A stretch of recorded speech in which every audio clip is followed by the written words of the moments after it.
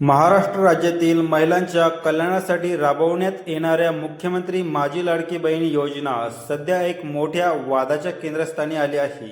या योजनेअंतर्गत मिळणाऱ्या मासिक आर्थिक सहाय्यामुळे राज्यभरातील कोट्यवधी महिलांना आर्थिक स्वावलंब मिळाले असले तरी अलीकडील तपासणी एक धक्कादायक सत्य समोर आले आहे।